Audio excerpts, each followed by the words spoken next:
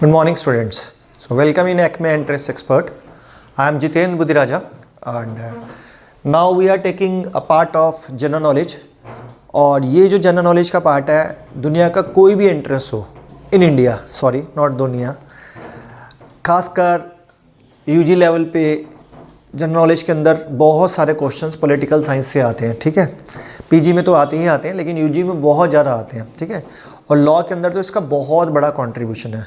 Not only in law, whether BBA, whether journalism, whether HM, बहुत बड़ा.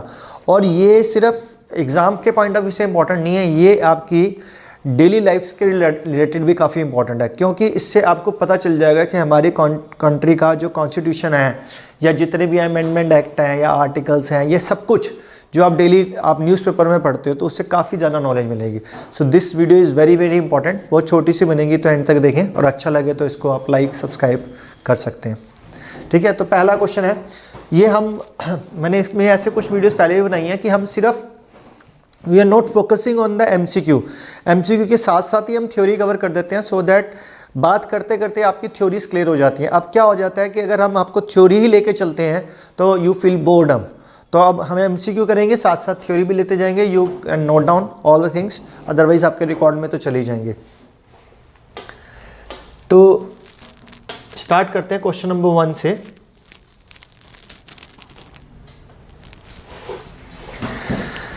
The constituent assembly, a body set up to frame the constitution of India, was headed by. तो बच्चा सोच सकता है पहले question के अंदर कि constitution assembly, a body set up to frame the constitution. एक ड्राफ्टिंग कमेटी थी, एक कॉन्स्टिट्यूएंट असेंबली थी.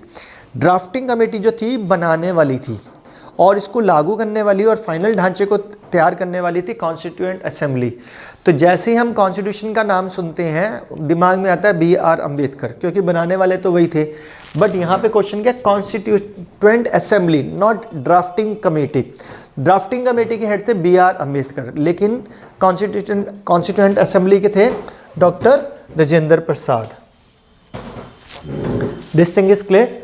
और डॉक्टर राजेंद्र प्रसाद के बारे में आपको पता होगा कि वो हमारे देश के फर्स्ट प्रेसिडेंट थे और इन्होंने काफ़ी लंबा प्रेसिडेंटशिप का होल्ड किया था. ठीक है, प्रेसिडेंट कितने साल के लिए होता है हमारी कंट्री में? 5-5 सालों के लिए होता है. This is clear. ठीक है, तो हम अगला क्वेश्चन लेके चलते हैं. अगला क्वेश्चन है हमारा, who was appointed the chairman of the drafting committee. अभी मैं यही आपसे डिस्कस कर रहा था कि कॉन्स्टिट्यूशन का नाम लेते साथ ही पहले ड्राफ्टिंग कमेटी दिमाग में आना चाहिए, देन कॉन्स्टिट्यूएंट असेंबली. तो पहले BR Ambedkar, doctor BR Ambedkar, फिर डॉक्टर राजेंद्र प्रसाद. तो फिलहाल इसका आंसर क्या बन रहा है? Doctor BR Ambedkar. तो इससे रिलेटेड हम थोड़ा सा थ्योरी भी देख सकते हैं कि ज़्यादा इंपॉर्टेंट नहीं है. इसके अंदर ये चीज़ ली गई थी 29 अगस्त 1947 के अंदर, बट ये ज़्यादा इंपॉर्टेंट नहीं है, तो there is no need to write down. Next question लेके चलते हैं हम.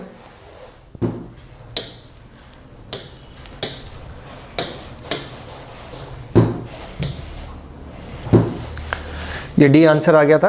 नेक्स्ट क्वेश्चन है, India's constitution was enacted and adopted on. Very very very very important question. ठीक है, तो बोल रहे हैं इंडियाज कॉन्स्टिट्यूशन, इंडिया का constitution was enacted and adopted on. तो ये था 26 नवंबर 1949. इसके ऊपर बड़ा डिस्कस करना पड़ेगी थ्योरी थोड़ी सी, तो ध्यान दे सकते हैं आप. आप सबको पता है कि जो हमारा कॉन्स्टिट्यूशन था वो कब इम्प्लीमेंट हुआ?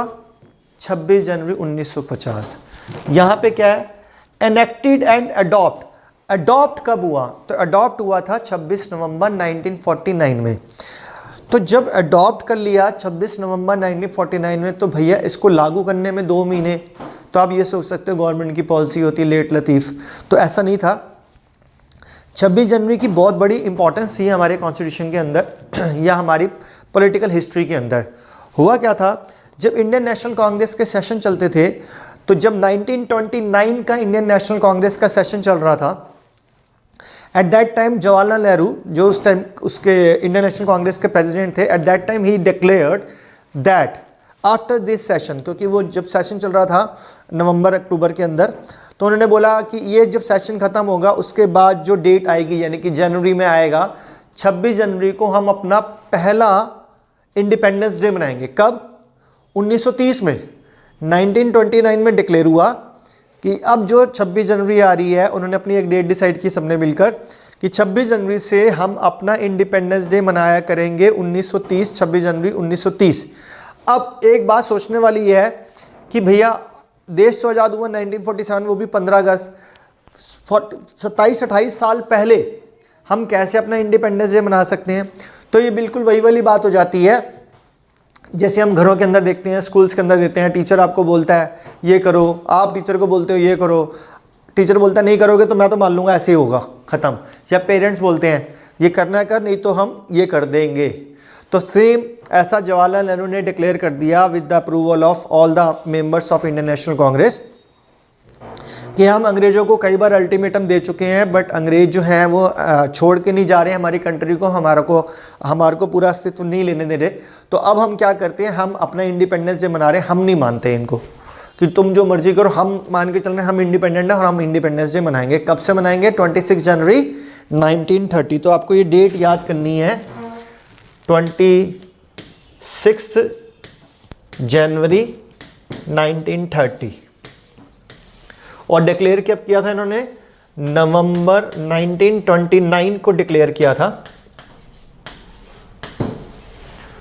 On the banks of the river Ravi. Ravi river के बैंक्स के ऊपर क्या चल रहा था? इंडियन नेशनल कांग्रेस का अधिवेशन चल रहा था, इंडियन नेशनल कॉन्फ्रेंस का सेमिनार चल रहा था, जिसमें जवाहरलाल नेहरू उस टाइम पे इंडियन नेशनल के प्रेसिडेंट थे। ठीक है, तो उन्होंने क्या डिक्लेयर कर दिया कि भैया आज के बाद हम अपना फर्स्ट इंडिपेंडेंस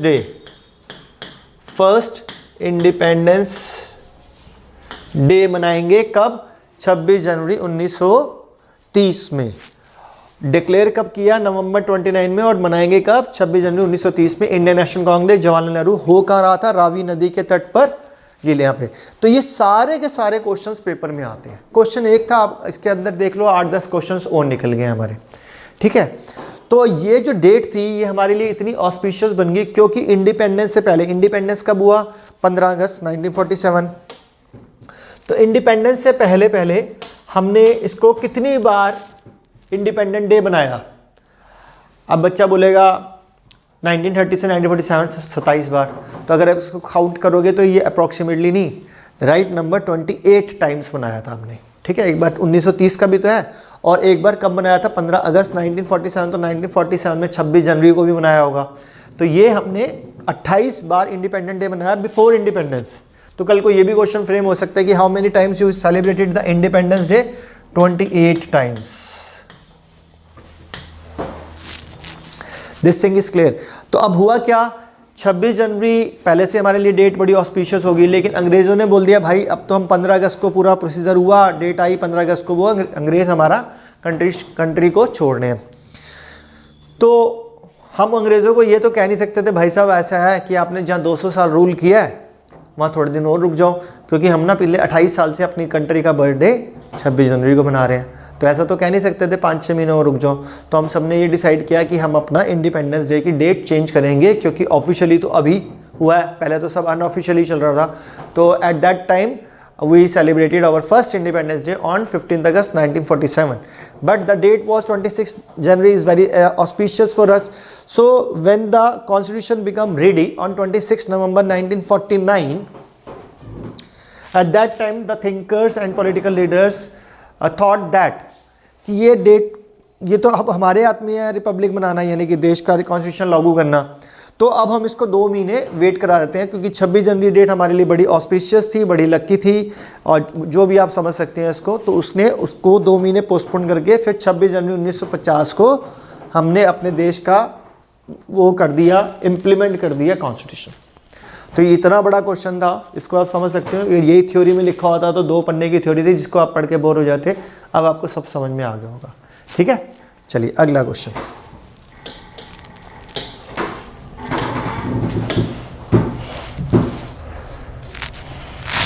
तो आंसर हो गया था इसका B.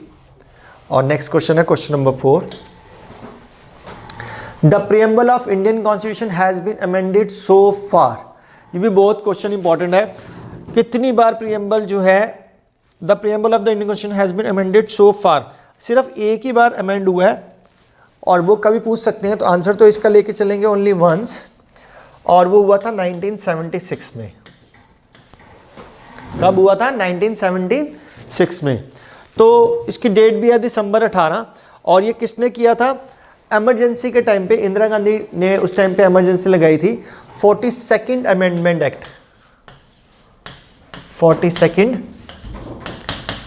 Amendment act by Indira Gandhi during emergency, during emergency.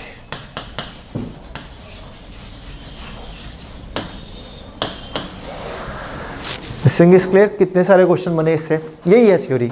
बच्चा क्या करता है? थ्योरी को रट्टा मार रहा है, एमसीक्यू को रट्टा मार रहा है। If you clear the concepts of MCQs तो ऑटोमेटिकली थ्योरी लर्न हो जाती है, ठीक है। 42nd अमेंडमेंट एक्ट आ गया, 1976 आ गया, प्रियम्बल एक बार अमेंड हुआ था, किसने किया था? इंदिरा गांधी ने किया था, इमरजेंसी के टाइम पे हुआ था, ठीक है। तो इससे ये भी पता चल जाता है इमरजेंसी कब लगी थी। अगला क्वेश्चन लेके चलते हैं, क्वेश्चन नंबर नेक्स्ट। उससे पहले इसका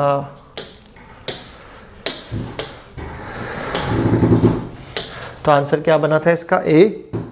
और अगला क्वेश्चन है question number 5, which of the following words was not added to the preamble by 42nd amendment.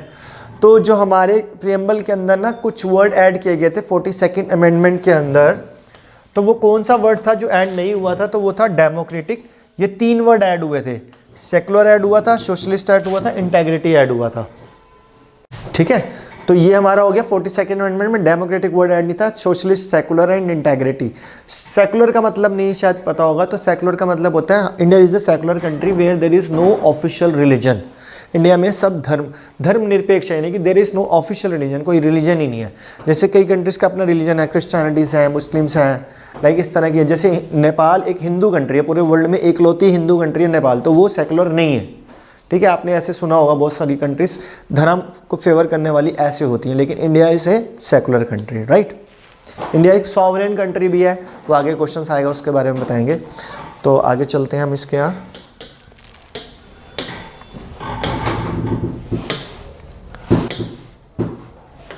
तो क्वेश्चन का आंसर हो गया था D. Next question is largest written constitution in the world is of, naturally India का है। इसमें बोला जा सकता है कि बी आर अम्बेडकर जी ने ये कॉन्स्टिट्यूशन बनाया, बी आर अम्बेडकर जी ने बहुत मेहनत करी। जैसे आप कोई एक चैप्टर के नोट्स बनाते हो, देन यू ओपन 4, 5, 6, 7, 8 बुक्स, ठीक है। किसी के नोट्स लेते हो, बुक्स लेते हो, then you can take your mind, अपना पूरा दिमाग लगाते हो, उसके बाद वो नोट्स बनाते हो। तो बी आर अम्बेडकर ने बहुत सारी कंट्रीज़ के कॉन्स्टिट्यूशन को पहले स्टडी किया, और हर कॉन्स्टिट्यूशन में जो जो चीज़ अच्छी मिली वो हमारे कॉन्स्टिट्यूशन में डाल दी at that point of time, उस टाइम के हिसाब से। अब तो अमेंडमेंट होते जा रहे हैं, तो नेचुरली इतने सारी कॉन्स्टिट्यूशन को स्टडी करने के बाद जब हमारा कॉन्स्टिट्यूशन बनेगा तो सबसे बड़ा बनेगा, बिकॉज जितने भी अच्छे पॉइंट्स हैं हमारे कॉन्स्टिट्यूशन के अंदर डाल दिए गए थे।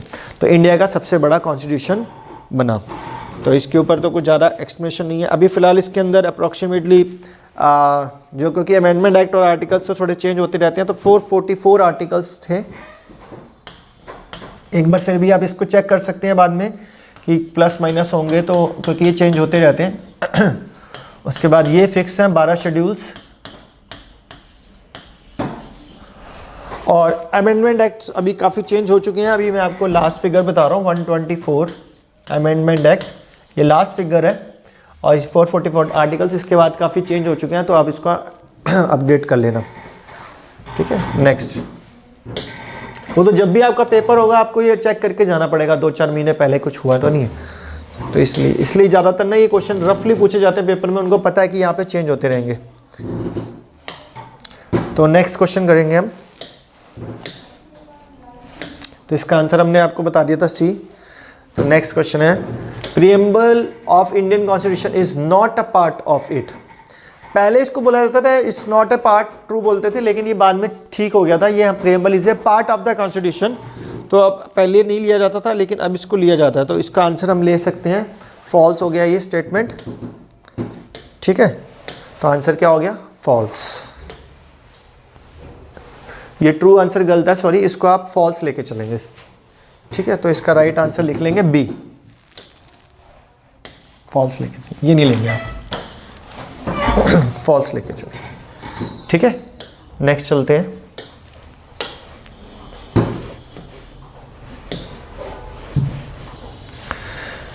Next, liberty, equality and fraternity. Fraternity का मतलब क्या होता है? ब्रदरहुड, भाईचारा।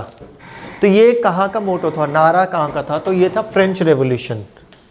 फ्रेंच रेवोल्यूशन, फ्रेंच रेवोल्यूशन हुआ था 1789 से 1799 तक।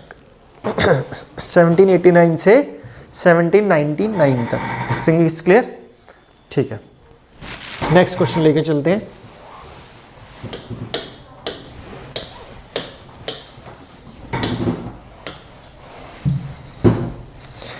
तो हो गया था। Next, national anthem of India. ये भी बहुत इंपॉर्टेंट क्वेश्चन है, आपने देखे होंगे, सारे कोरिलेट कर रहे हैं, जो बचपन से आप पढ़ते आ रहे हो वही क्वेश्चंस बन रहे हैं इसके अंदर। जन गण मन हम सबने सुना है, डॉक्टर रविंद्रनाथ टैगोर ने इसको करा था। इससे रिलेटेड एक दो क्वेश्चंस और भी बन जाते हैं, वो भी आप नोट डाउन कर सकते हैं। अडॉप्ट किया गया था ये 24 जनवरी 1950 में। ये अडॉप्ट किया गया था 24 जनवरी 1950 में, और इसको फिर बाद में आपको पता ही है 26 जनवरी इसको गाया गया था। उसके बाद ये पूछा जा सकता है ये कितने सेकंड्स में गाया जाता है? इसका फिक्स टाइम होता है 52 सेकंड्स। 52 सेकंड्स। बचपन से हम गा रहे हैं, लेकिन ये चीज़ें छोटी छोटी एकदम कंफ्यूज कर देती हैं। ठीक है, और अगर इसका पूछा जाए इसका म्यूजिक और लिरिक्स भी किसने दिया था, तो नेचुरली रविंद्रनाथ टैगोर ने दिया था, म्यूजिक और लिरिक्स भी। ठीक है, और ये जो पहली बार गाया गया था, ये बहुत इंपॉर्टेंट क्वेश्चन है, ये गाया था फर्स्ट टाइम 1911 में।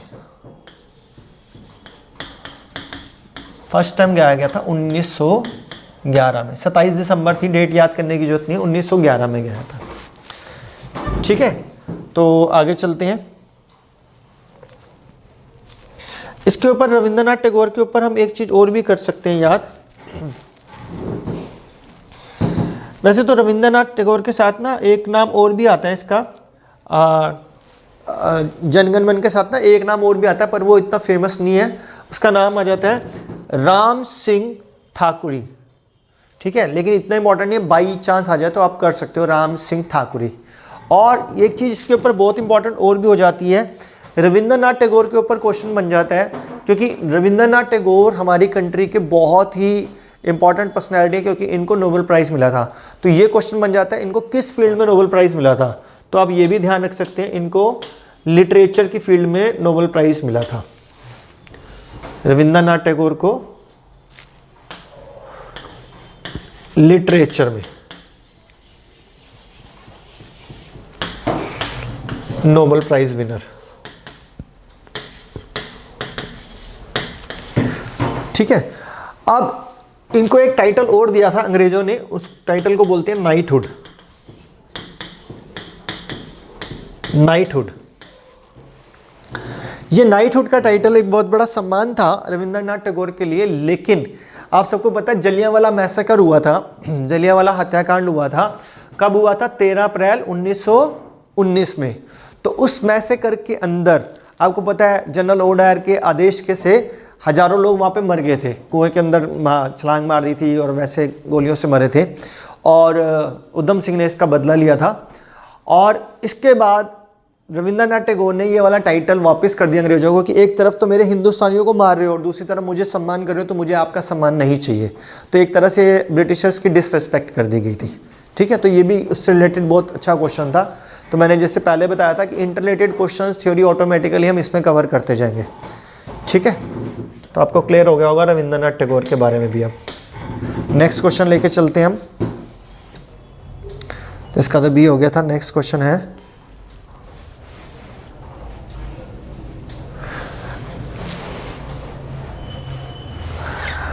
आर कॉन्स्टिट्यूशन में, ये मैंने पहले ही लिख दिया, अभी फिलहाल ये फिगर चेंज हो चुकी है। 445 आर्टिकल्स और 12 शेड्यूल्स, ये आपको याद करना है फिलहाल। ठीक है, तो आप इसके अलावा तो कुछ याद करने की जरूरत नहीं है इसके अंदर।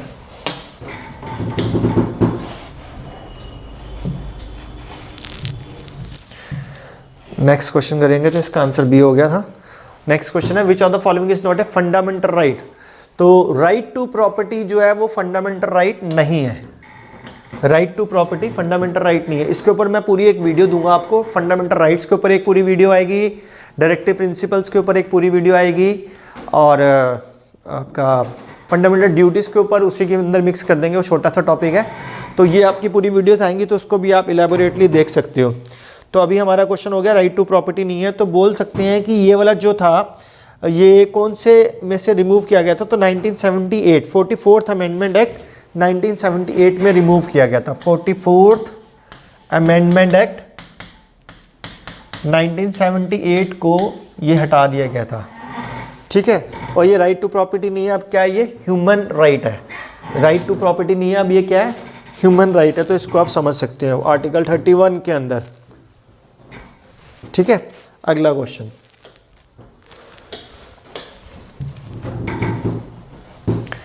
तो हो गया आंसर बी।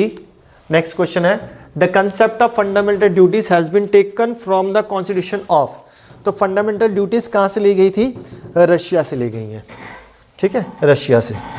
तो इसमें कुछ समझाने वाली बात नहीं है, आंसर हो गया आपका रशिया। नेक्स्ट क्वेश्चन है the number of fundamental rights, मैंने अभी बता ही दिया 6 फंडामेंटल राइट्स हैं। 6 के ऊपर आपको सारे नाम्स पता होने चाहिए, उनके बिल्कुल सारे नाम, और उनके कुछ आर्टिकल्स भी पता होने चाहिए। वो मैं आपको एक सेपरेट वीडियो दूंगा तो पूरा का पूरा उसमें इलेबोरेट कर सकते हैं। नेक्स्ट क्वेश्चन करते हैं हम, क्वेश्चन नंबर 14 के अंदर क्या आ रहा है, first amendment to our constitution was introduce in which year. तो इस पर सिर्फ 1951 ईयर इसका आंसर है, 1951। बस आपको इतना ही याद करना है इसके अंदर। नेक्स्ट क्वेश्चन करेंगे हम, in India we are having single citizenship, ठीक है। इंडिया के पास सिंगल सिटीजनशिप है, और इसका मतलब can not be citizen of another country also, ठीक है। तो वो सिंगल सिटीजनशिप ही रहेगी। नेक्स्ट क्वेश्चन है, इसका आंसर बी हो गया। और नेक्स्ट क्वेश्चन आ गया वोटिंग एज। पहले कितनी होती थी, 21 साल हुआ करती थी एज, अब कितनी हो गई है, 18 साल। काफ़ी साल हो गए इसको करे हुए भी। तो ये 1981 के अंदर हो गया था, तो ये लिख सकते हैं 1981 के अंदर पहले 21 साल थी, फिर 21 से 18 कर दी गई थी 1981 के अंदर। और ये 61 अमेंडमेंट एक्ट के अंदर, 61 अमेंडमेंट एक्ट के अंदर। क्लियर, ठीक है, आगे चलते हैं। तो आंसर हो गया था बी। नेक्स्ट क्वेश्चन आ गया, question number 17। There is a mention of the 22 national languages in the schedule of Indian constitution. तो ये हमारे कौन से शेड्यूल के अंदर है, 8th शेड्यूल के अंदर है, 8th शेड्यूल के अंदर है। तो इसमें भी बहुत ज़्यादा नहीं समझाना, लेकिन जैसे मैंने अभी बताया फंडामेंटल राइट्स के ऊपर, फंडामेंटल ड्यूटीज़ के ऊपर और डायरेक्टिव प्रिंसिपल्स के ऊपर, एक शेड्यूल्स के ऊपर पूरी वीडियो दूंगा आपको, जिससे आपको सारे शेड्यूल्स पता चल जाएंगे, लिस्ट बन जाएंगी, और उसके बारे में थोड़ा सा बता भी सकता हूँ आपको। तो फिलहाल इसका आंसर बन जाएगा शेड्यूल नंबर 8। आपको 12 के 12 शेड्यूल्स याद होने चाहिए, क्योंकि वो कभी ये पूछ लेता है, कभी पूछता है 3 लिस्ट किसकी है, फिर बोलता है ओथ एंड कैसे दी जाती हैं। तो like this, question number 18 sorry, president in India is elected indirectly. बहुत ही इंपॉर्टेंट क्वेश्चन है ये, इलेक्टेड इनडायरेक्टली। तो इसका मतलब क्या हो गया, यहाँ पर सी आंसर आ गया। तो प्रेसिडेंट के कोई इलेक्शन तो होती नहीं है, ना वाइस प्रेसिडेंट के इलेक्शन होते हैं। तो ये कैसे चुने जाते हैं, इसकी एक बॉडी होती है that is called electoral college. क्या होती है, इलेक्टोरल कॉलेज। उसके अंदर लोकसभा के सारे मेंबर्स, राज्यसभा के सारे मेंबर्स और विधानसभा के सारे मेंबर्स, ठीक है। तो इसको आप लिख सकते हैं,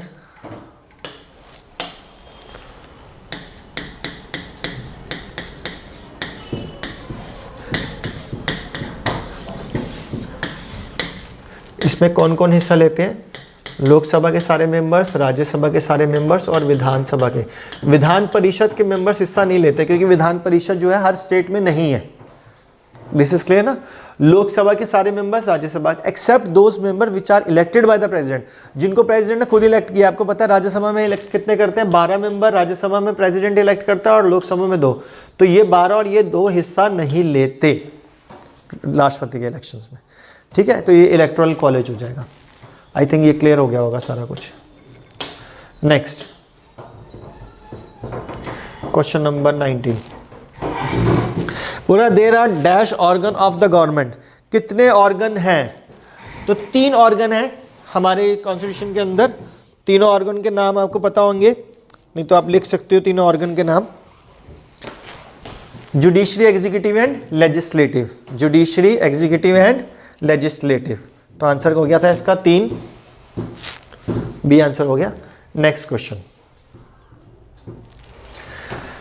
the number of members in the Rajya Sabha. Rajya Sabha में 250 मेंबर्स होते हैं, लेकिन इसको एग्जैक्ट बोला जाएगा तो 238 + 12, क्योंकि भी मैंने बताया था 12 members are nominated by the president exclusively. ठीक है, जो भी डिस्टिंग्विश्ड पर्सनैलिटी होगी, president has the power to appoint it. तो अभी फिलहाल 238, जैसे आपने देखा होगा बहुत सारे, जैसे सचिन तेंदुलकर है, जय बहादुरी थी, वो तो पहले अभी इलेक्शन लड़ी थी, और ऐसे कई सारे पर्सनालिटीज़ होती हैं जो नॉमिनेटेड हो जाते हैं अपने डिस्टिंग्विश के नाम पर। कोई बहुत बड़ा वकील है लाइक दिस, इस तरह से। तो क्वेश्चन नंबर आंसर हो गया था इसका 250। और फिलहाल नेक्स्ट क्वेश्चन करते हैं, who of the following can dissolve Rajya Sabha. तो राज्यसभा तो कभी डिसॉल्व हो ही नहीं सकती, लोकसभा हर 5 साल में डिसॉल्व होती है, इलेक्शंस होते हैं, तो आंसर हो गया डी। और उसके मेंबर्स राज्यसभा के लिए कितने साल के लिए होती हैं? 6-6 साल के लिए। ठीक है, नेक्स्ट क्वेश्चन लेके चलते हैं। Next question is, how many dash members can be nominated to the Lok Sabha by the president. अभी मैंने बताया था जब प्रेसिडेंट के इलेक्शंस के लिए बता रहा था, लोकसभा में 2, राज्यसभा में 12। तो इसका आंसर क्या आ जाएगा? एक्चुअली 2, डी आंसर आ जाएगा इसका। ठीक है, नेक्स्ट क्वेश्चन लेके चलेंगे। 12 members of the Rajya Sabha are appointed by, फिर क्वेश्चन को घुमाया गया, बाय प्रेसिडेंट। ठीक है, next question number 24, the tenure. अभी मैंने बताया लोकसभा में 5 साल और राज्यसभा में 6 साल। और इस तरह से राज्यसभा के मेंबर्स अपॉइंट होते हैं कि after every 2 years 1/3 member of the Rajya Sabha 1/3 member are going to be retire. होते 6-6 साल के, लेकिन 1/3 इस तरह से चेंज होते रहते हैं। तो 1/3 members of the Rajya Sabha got retired after 2 years। ठीक है, तो नेक्स्ट क्वेश्चन लेके चलेंगे हम, और आज का ये लास्ट क्वेश्चन रहेगा। Who is the chairperson of Rajya Sabha. इसको नाम दिया जाता है ex officio. Ex officio chairman. Ex officio का मतलब क्या होता है? अपने ऑफिस की बदौलत। तो जो भी कंट्री का वाइस प्रेसिडेंट होगा वही राज्यसभा का चेयरमैन होगा। जो भी कंट्री का प्राइम मिनिस्टर होगा वही प्लानिंग कमीशन का हेड होता था, अब तो वो नीति आयोग बन गया। जो भी कंट्री का प्रेसिडेंट होगा वही तीनों फोर्सेस का हेड होगा। तो एक्स ऑफिशियो होता है। एक्स ऑफिशियो का मतलब होता है by the virtue of his own office, या अपने ऑफिस की बदौलत। तो फिलहाल ex officio chairman of Rajya Sabha क्या है? Vice president. ठीक है, तो ये आपने देखा होगा 25-25 क्वेश्चंस की बहुत बहुत बहुत इंपॉर्टेंट सीरीज हमने लेके चली है। इसके बाद भी आपको 25-25 क्वेश्चंस की सीरीज कंटिन्यू मिलती जाएगी इन political science, in geography, like this, in many subjects. तो आप इसको ध्यान से देखेंगे और अपनी नॉलेज को एमसीक्यू प्लस थ्योरेटिकल दोनों ही इंप्रूव करेंगे। ये 25 क्वेश्चन का मतलब हो गया मोटा मोटा आपने इसके अंदर से कम 70-80 क्वेश्चन सीख लिए। ठीक है, तो आपने सोचो 10 शीटें भी कर ली, मैथ से 250 × 3 कर लेना, यानी कि 750, 800, 1000 क्वेश्चंस आपके ऐसे ही पक्के हो जाएंगे विद अलॉन्ग विद थ्योरी।